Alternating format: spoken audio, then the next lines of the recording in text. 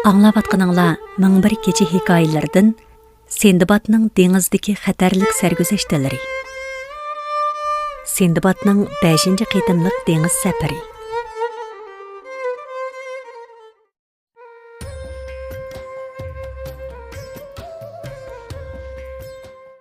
Birodarlar, shunda qilib 4-qitimliq safarimdan yenib kelganimdan keyin ayish ishratga berilib, barliq o'tmishni unutdim. Kunlarning birida yana safar qilish savdosi beshimga tushdi. Har xil shaharlar, orollar, yo'l tomoshasining ishtiyoqi qo'zg'alib, safar qilmoqqa tayyorlandim. Himmat podsini belimga bog'lab, dengiz safariga munosib qimmat baholiq xilma-xil mollarni ilib, tay qilib tangdirib, Basra shahriga yetib bordim. Dengiz sohiliga berib qarasam, yangidan yasalgan cho'ng bir kema turibdi. Onun hamma uskunlari saq ham puxta ekan. Men uni ko'rib, nihoyat zo'qlandim. Darhol bahosini so'zlashib setib oldim. Bir kema haydaguvchi va bir necha dengizchilarni yolladim. Kerakli xizmatkorlarni joy-joyiga qo'ydim. O'z mollarimni kemaga soldirdim. Boshqa savdogarlarning mollarini kira qildim. Hammamiz xo'shal-xo'ram, zo'q-sho'q bilan yo'lga chiqdik. Biz bir dengizdan yana bir dengizga, bir oroldan yana bir orolga ulashib, to'xtamay yo'l yurib, har qaysi shaharlarga tushib, ham ziyorat, ham tijorat qilib ketib boratdik. Kunlarning birida yo'l ustida quruq bir orolga yo'liqdik. Bu yerda odam yo'q ekan. Faqat yo'p-yo'maloq cho'ng bir oq imorat ko'rindi. Kemani qirg'oqqa tortib orolni ko'rish, heliqi oq imoratni tomosha qilish uchun qirg'oqqa chiqdik. Qarasam, chiqib qolgan yolg'iz orol shukan. Men bu oq imoratning nima ishkanligini bilatdim. U men burun ko'rgan ruhning tuxumi bo'lib, savdogarlar uni bilmaydi. Orliqda men bir ish bilan kemaga berib kelguncha, ular qo'llariga tosh elib tuxumni chiqibdi. Tuxumning nihoyat ko'p suvi eqib bo'lgandan keyin ichidan xeyli cho'ng bir ruh cho'jisi chiqibdi. Savdogarlar darhol unimi tortib chiqarib so'yishibdi. Uningdan nurg'un go'sht chiqibdi. Men kemada hech narsadan xabarsiz o'ltiratdim. Chunki ular menga qilmoqchi bo'lganlarini aytishmagan edi. Bir yo'lovchi meni chaqirib, "Xo'jayin, bu yoqqa keling, boyi siz ko'rgan yo'p-yo'maloq imorat tuxumkan, mundoq cho'ng tuxumni ko'rib beqing" dedi. Men kemadan chiqib, uning qishig'i berib qarasam, rostilla ruhning tuxumi. Savdogarlar uni cheqib etibdi. Men bu ahvolni ko'rib, nihoyat qo'rqib ketdim. "Hey, bu qiliqinglar bo'lmabdi. Chatoq ish qilibsizlar jumi. Ruh degan qush kelsa, bizni va kemimizni yer bilan yakson qilib, o'chini oladi" deb xafa bo'ldim. Ammo ular so'zimga quloq solmay, o'z beshimchilik qilishyotdi. Shu on quyosh tutilib, zaminni qorong'ulik qopladi. G'oyat cho'ng bir joy zulmat qorong'ulik ichida qoldi. Havoni qora bulut qoplagandek bo'ldi. Beshimizni ko'tirib qaradik. Buning ruh qushning soyasi ekanligini, uning qanotlari orasidan osmon, ya'ni yorug'liq ko'rinayotganligini bildim.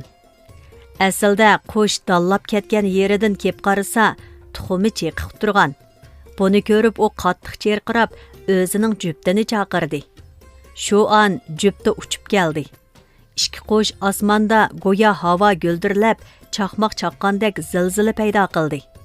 Men kema haydaguvchi bilan dengizchilarga, "Voy chapsan haydanglar, baloyi ofat beshimizga kelishdan burunroq omon eson ketib olayli" deb vaqirdim. Kemachilar yelkanlarni kerib, ko'zni yumib ochquchi qo'zg'aldi. Yo'lovchilarmi kemaga chiqib ulgurdi. Biz oroldan ayrildik. Qushlarmi bir tarafga uchib ko'zimizdan g'oyib bo'ldi. Bu joydan chapsanroq yiroqlash uchun kemani nihoyat tez haydab mangdik. Lekin ancha uzoqlashmagan bir chaqda heliqi bir jup qush kaynimizdan qo'g'lab keldi. Har ishkelisi tirnoqlarida birdan cho'ng toshni qamallayapti.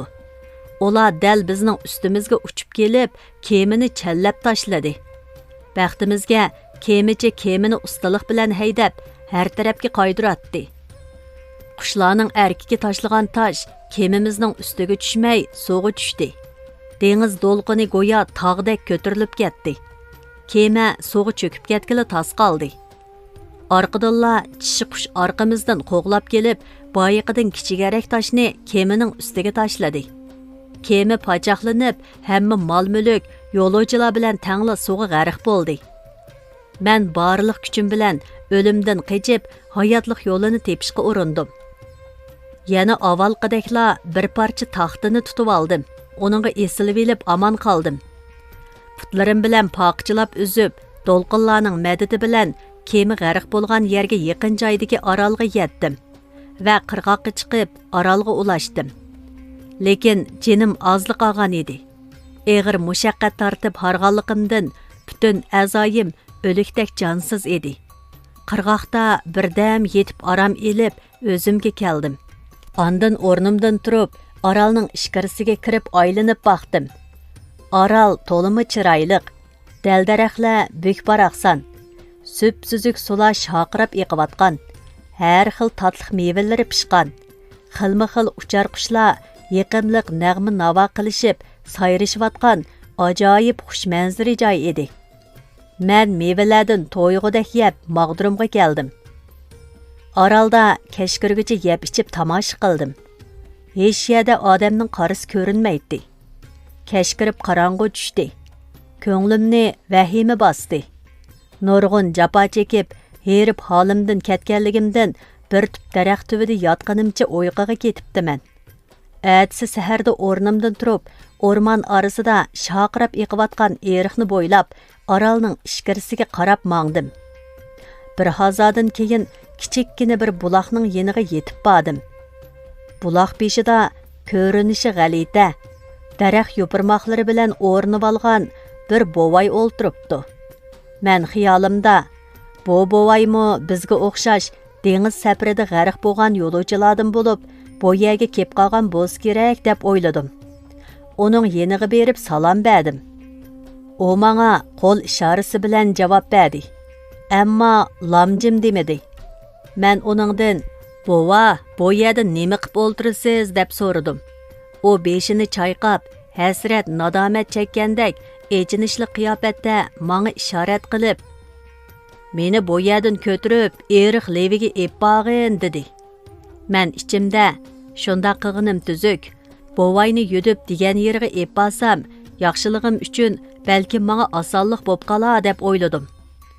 Uni yudib, o'zi ko'rsatgan joyiga qarab mangdim. Yetib borgandan keyin, "Ha, bova, avaylab tushing" dedim. Qarasam bovay yelkamdan tushmaydi. Ikki pochiqi bilan bo'ynimga chirmoq silib, mahkam siqiyotdi. Men beshimni ko'tirib qarasam, uning ikki puti so'kalisining tuviqiga o'xshash qop-qora ham qo'pol ekan. G'azab bilan uningga chekchiyib, yelkamdan og'dirib tashlamoqchi bo'ldim. Lekin u bo'ynimdan shunchalik qattiq siqila turdiki, hatto nafas ololmay qoldim. Ko'zim qorong'ulashib, beshim qaydi. Yerga yiqilib tushdim. Put-qo'limda mag'dur qolmay, go'yo murdadek bo'lib qoldim. U ikki putini bo'g'izimdan salpal bo'shtib, ko'ksimga tipchaklab urishga boshladi. Meni tatliq mevalar boyaga eppa degandek ishorat qilib, teximi bak urishga boshladi. Uning tepishidan o'lishga ozliq qoldim. Tang kelolmagandan keyin o'rnimdan qo'pishga majbur bo'ldim. Og'riq, herish azobidan o'milab o'rnimdan turib, qeyrini ko'tirgunimcha tatliq mevalik daraxtlar boyaga eppadim. U mevalardan yeyishga boshladi. Men ozroqli bo'shib qolsam, qo'li bilan ha deb uratdi. Uning put-qo'li badanimni go'yo qamchidanmi battarroq og'irtatdi. U meni xohlagan tarafga ishorat qilsa, shu yerga ep boratdim. Salli qarshilik qilsam uratdi. Men bu alamga chidamay, o'zimga o'lim tilaydim. Go'yo uning qo'liga asir bo'lib tushib qolgandek edim. Uni kech-kunduz ko'tirib yuratdim. Cho'ng-kichik taratlarini mening bo'ynimga qilatdi. U uxlagan chog'da ikki putini bir-biriga toza chirmashtirib, ajirtanmog'idek qilatdi-da, bir oz uxlab olgandan keyin yana o'rnimdan turishga buyurib, urib haydaydi. Men rostilla uni menga qilayotgan zo'rliqlarga taqat qilolmadim. Biroq uni ko'tirmaslikka choram yo'q. Bo'ynimdan irg'itib tashlashga amalsiz edim. Shunda qilib, herish charchash, alam mushaqqatdan dardim chekiga yetdi. Jenimdan jaq to'ydim. Ko'nglimda men yaxshilik qilgandim, u bo'ynimga meni velib, meni bakli xo'rladi. Buningdan keyin umrvoyat kishiga yaxshilik qilmayman deganlarni o'ylaydim. Men uning xo'rlishiga chidayolmadim. Umidimni uzib, mundaq hayotdan o'limni orzu qilatdim. Mo'shundaq jabr zulmni tortib yurib, hashpash tugicha bir muncha vaqt o'tib ketdi. Kunlarning birida men uni yelkamda ko'tarib yurib, yo'l bo'yidagi daraxtlarga esilib turgan qapoqlarga ko'zim tushdi. Pishqonlardan yo'g'onroq birini uzib elib, uning usti tarafidan eg'iz ochdim. Uruqini elib tashlab, bir tarafdagi o'zimzorlikqa bordim. O'zimlarni sapqidan uzib, qapoqqa siqdim. Qapqim üzüm suyuga to'lgandan keyin uni optab tushadigan yerga qo'yib qo'ydim. Bir necha kundan keyin üzüm suyi qaynab, yaxshi mas qiladigan üzüm sharobiga aylandi. Men uningdan har kuni bir necha qitim ichatdim-da, alvasti Rodupayning jafosini unutmoqchi bo'latdim. Har qitim ishkinimda kayfim ko'tarilib, yelkamdagi yuk yeniklab, o'zimni oz to'la ko'ngilli his qilatdim. Bir kuni qapoqdagi sharobni ichib, ich pushug'imni chiqarayotganimda Rodupay ishorat bilan "Bu nima?" deb so'radi. "Bu bir xil yurakka quvvat, ko'ngilga shodlik keltiradigan narsa" dedim va shu chaqda bir necha yutum ichivatdim. Darhol ko'nglim ko'tarildi va mast bo'ldim. Rodupayni yelkamda ko'tarib, o'rmonlikqa yetib bordim-da, tuzrak bir joyga kelib, naqsha aytib usulga tushdim. Rodupay mening bundaq shodlikqa cho'milganligimni ko'rib, qo'li bilan ishora qilib, qapoqni berishimni talab qildi. Men uning amrini qabul ko'msam, ranjib qolmasin deb qo'rqib, qapoqimni uningga berdim. U qo'liga elib, bir sumirgan peti hammani ichivatdi-da, qapoqni yerga tashladi. Qapoq parcha-parcha bo'ldi. U sharobni ichgandan keyin ko'ngli ko'tarilib, bara-bara erg'anglab mast bo'lishga boshladi. Put-qo'li bo'shib, as-hushini yo'qitib, o'zini tutolmaydigan yerga yetdi va asta-asta bir tarafga qiysaydi. Men uning rosa mast bo'lib, ko'zi yumilib uyquga ketayotganligini, hushidan ayrilganligini sezgandan keyin uning bo'ynimga chigib olgan putlarini yeshib ajratdim-da, yelkamdan irg'itib tashladim. Bu chaqda men texi o'zimning uning panjisidan o'zil-kesil ozod bo'lib, erkinlikka ulashganligimga, bola qazodan qutulganligimga zodili ishonmaydim. Men uning hushiga kelib, menga ziyon zahmat yetkazishidan qo'rqib, o'rmonlar orasidan bir toshni topdim-da, uni akilib beshimdan egiz ko'tarib, Rodupayning beshiga shundoq qattiq urdimki, uning beshi yanjilib, shoqirab qon chiqdi va tin tortmay jon berdi. Shuningdan keyin men o'z erkimga ega bo'lib, yukim yeniklab, ko'nglim ejilib, oroldagi ochiq-chuchuk mevalardan xohlaganimcha yeb, xohlasam suv ichib, xohlasam uxlab, xohlasam turib, shodxo'ram bo'lib qoldim.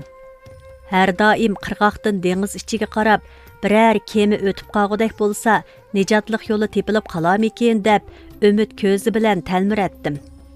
Shu chaqlarda men hayotimda beshimga kelgan baloyi ofatlarni eslab, hamisha o'z-o'zimga o'milab bo'lsa-mu o'z yurtimga qaytib, urug' tuqqanlarim bilan yuz ko'rishib, bir yerga jam bo'lishimga bir yo'l tepilib qolsa edi deb so'zlaydim. Shunda qilib kunlar o'tib, bir kuni dengizning ishqirsida to'lqinlarni yerib bir kemaning kelayotganligini va qirg'oqqa yaqinlashayotganligini ko'rdim. Bir hazodan keyin kema teximi yaqinlab, yo'lovchilar kemani qirg'oqqa bog'lab, orolga chiqdi. Men so'yinganimdan ularni qarshi elib, oldiga yugurdim. Ular meni qo'rishib elib, qanday qilib bu orolga kelib qolganligimni so'rashdi. Men ularga o'z beshimdan o'tgan hodisalar, sarguzashtlarimni bir-birlab bayon qildim. Ular hayron qilib, bo'yningga minib olgan o Rodupayning ismini dengiz piri deydi. Yelkisiga minib olgan har qanday kishi uning nejiz changilidan qutulanmaydi. Lekin baxtingga sen omon qopsan deyishdi. Ular menga yemak-ichmak, bir qo'r kiyim berdi. Meni kemasiga elib chiqdi. Cho'ng dengizda aldirab tenab bir necha kun yo'l mangandan keyin imoratlari egiz tamla bilan qo'rshalgan bir shaharga yetib bordik. bu shaharning ismini Maymunlar shahri deydi ekan. Shahardagi har bir hoyli qo'ri, uy imoratining eshik derazalari butunlay dengizga qartib selingan ekan. Aytilishlarga qaraganda, har kuni kech kirganda shahar xalqi hammasi kemiga chiqib, kechini dengizda o'tkazadi ekan. Kechida maymunlarning tog'dan tushib, o'zlariga ziyon yetkazishidan qo'rqidi ekan. Men bu ahvolga qiziqib, shaharga kirib ziyorat qilmoqchi bo'ldim. Bir oz vaqt cho'rgalab qaytib kelsam, men tushgan kemi ketib qopti. Shaharga kirganimga qattiq pushaymon qildim. Ko'nglim intayin yerim bo'ldi. Oldingi qitimqi safarimda maymunlarga yo'liqib, hamrohlarim duchar bo'lgan peshkanliklarni o'ylab, cho'nqur g'amga patdim. Afsuslikda barmoqlarimni tishladim. Dengiz bo'yida o'ltirib yosh to'kib, yiroq dengizga talmirib qaraytdim. Shu chaqda bu shaharning odamlaridan biri oldimdan o'tib ketib etib, meni ko'rib to'xtab, "Taqsir, bu shaharga musofir o'xshamamsan?" deb so'radi. Shundoq, bu shaharga musofir baxtsizman. Dengizning nerisidan tijorat uchun safarga chiqqan edim. Yo'ldan o'tib ketib etib bu yerga kelganda, shaharga kirib tomosha va ziyorat qilib ko'makchi bo'ldimda, cho'gilab qaytib kelsam, kemimiz meni tashlab ketib qopti dedim. Yur bo'lmasa, men bilan kemida o'ltirib, bu kechidan men bilan birga o'tib olgin. Agar kecha bu yerda o'ltirib qoldigan bo'lsang, maymunlar sana ziyon zahmat yetkazib qo'ydi dedi. Bo'ladi, gapingga kiray dedimda, sakrab uning kemisiga chiqdim. Ikkimiz birlikda qirg'oqdan ishkirsiga berib, dengizda kechini birga o'tkazdik. Ertasi tong otganda kemida uzib orqamizga qaytdik. Qirg'oqqa yetgandan keyin har qaysimiz o'z yo'limizga ketdik. Uning har kuni kechda dengizga chiqib, atdigan qaytib kelishi odatga aylangan edi. Agar kechasi shaharda qoladigan bo'lsa, maymunlar tarafidan halok bo'lishi turg'anli gapkan. Maymunlar nihoyatda ko'p bo'lib, kunduzi shahar sirtidagi meyvelarni yeb, to'yib bir tog'ning kameriga kirib uxlab dam oladi ekan. Kech kirganda to'p-to'p bo'lib, cho'milidek har tarafdan shaharga kirdikanda, oldiga uchirganni qirib tashlaydi ekan. Bu shahar Sudanga yaqin joy ekan. Men bilan dengizda kechini birga o'tkazgan mushu shaharlik yeliqi kishi bir kuni mendan, "Taqsir, bu yurtga musofirsan. Shaharda qilg'udek biror hunaring bormi?" deb so'radi. "Yo'qsu, men hech qanday hunar bilmayman. Aslida men bir savdogar edim. Xeyli ko'p sarmoyam botdi. Pullarimni jamlab bir cho'ng kema setib olgandim. Har xil mallar bilan to'ldirib, dengiz safariga otlandim. Yo'l ustida ilm setim qildim. Baxtga qarashi, yo'lda tuyuqsiz xatarga uchrab, kemam dengizga g'arq bo'ldi. Men bir parcha taxtini tutib elib, hayot qoldim dedim men. O kishi so'zlarimni anglagandan keyin bir tog'arni akilib menga tangladi. Bu tog'arni elib, odamlar bilan birga tashdagin. Men seni opirib ularga qo'shib qo'yay. Ular nima qilsa, senmi shuni qilgin. Shunda qilsang, senmi oz to'la bir narsaga ega bo'lib, o'yinga yetgudak xarajat tepib olarsan dedi. Shunda qilib, o meni boshlab shahar sirtiga ep chiqdi. Bir tog'ar tosh terib tayyor qildik. Birdamdan keyin shahar tarafdan bir muncha kishilar chiqib keldi. O meni ashu kishilarning oldiga opirib, "Birodarlar, bu kishi shahrimizga musofir. Sizlar uni taqqa olg'ash chiqib, toshni qandoq yig'ishning yo'lini o'gitib qo'yinglar. Jon beqish uchun oz to'la ovqat qilib olsin" dedi. Ulardan biri "Bo'ladi, shunda qilayli" deb javob berdi-da, ochiq chiroy bilan qarshi ilib, meni o'zlari bilan epmangdi. Ularmi menga o'xshash bir tog'ardan toshni yudib olishgan edi. To'xtamay yo'l yurib, bir hazadan keyin poyonsiz tog' jilg'isiga yetib bordik. Bu yerda odam chiqqili bo'mmig'idek egiz, ham keng quchoq yoygan daraxtlar bor ekan. San-sanoqsiz maymunlar to'pi bizni ko'ribla daraxtlarga yamishib, yuqoriga chiqib, qo'yuq shox-shumbular orasiga mo'kib elishdi. Hamrohlarim bu yerga yetib kelish bilanla tog'arlardagi toshlarni yerga qo'yib, bir-birlab maymunlarni challab etishga boshladi. Maymunlarmi ularning tosh atqanlarini do'rab, mevalarni uzib bizga qartib atatdi. Men sapselib qarasam, maymunlarning bizga atqani kokus deb atildigan meva ekan. Hamrohlarimning amalini ko'rgandan keyin menmo egiz maymunlar g'uchchida yamishib chiqib olgan bir daraxtni tanladimda, tog'ardagi toshlarni chiqarib, orqa etishga boshladim.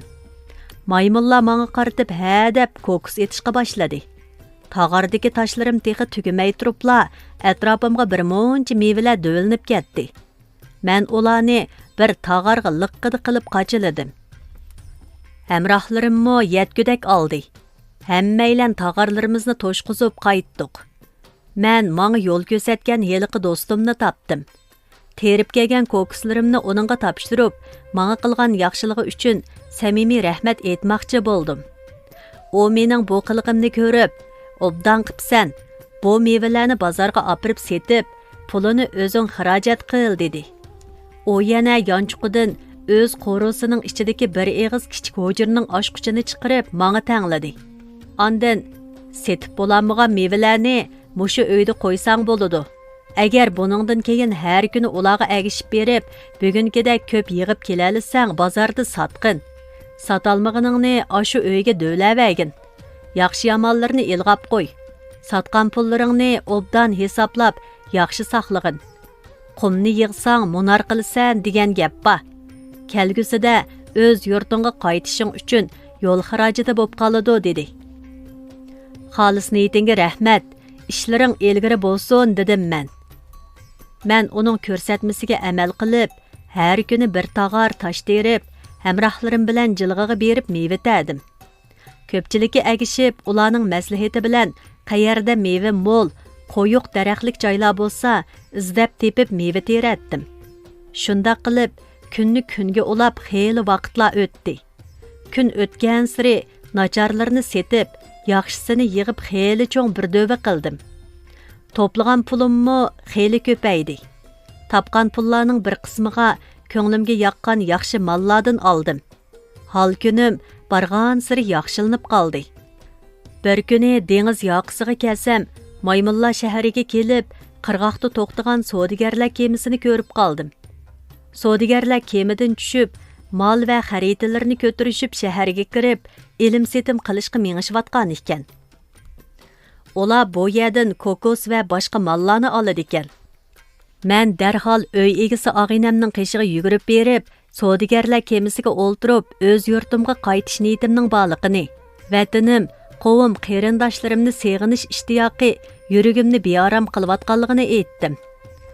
U menga o'zing bilgin, ixtiyor o'zingda deb javob berdi.